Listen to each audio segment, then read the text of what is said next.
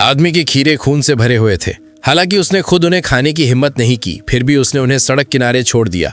उसके जाते ही लड़की ने उन्हें पैक किया और घर ले गई। लेकिन जैसे ही वो टमाटर स्टिर फ्राई बनाने वाला था, उसका चाकू काटते समय बीच में ही फंस गया। कंफ्यूज होकर उसने चाकू खोला और अंदर एक आंख मिली। डरी हुई लड़की डर के मारे चीख पड़ी। पता चला कि सब्जियां इसलिए सख्त हो गई थी क्योंकि आदमी ने इंसानी मांस के मिक्सचर से बनी खाद का इस्तेमाल किया था। उस दिन आदमी की अपनी पत्नी से बहुत बड़ी बहस हुई। उसने उसे हल्का सा धक्का दिया, लेकिन एक एक्सीडेंट हुआ।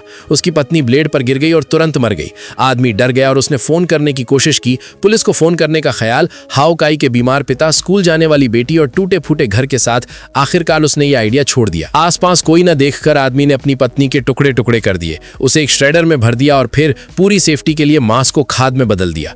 उसने इसे अपने सब्जी के बगीचे में गाड़ दिया, ये सोचकर कि किसी को पता नहीं चलेगा।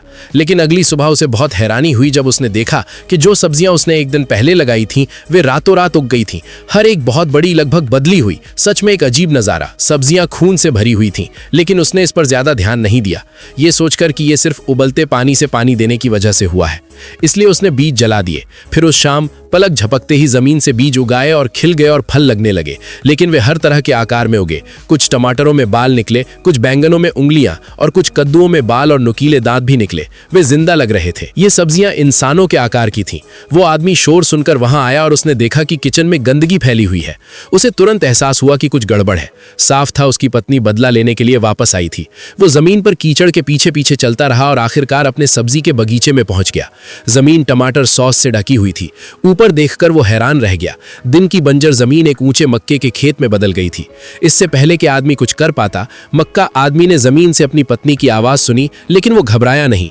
ये सोचकर कि ये उसके बच्चे की कोई शरारत है, उसने एक कुल्हाड़ी उठाई और मक्के के खेत में चला गया। उसे क्या पता था कि उसकी पत्नी जमीन के साथ एक हो गई थी।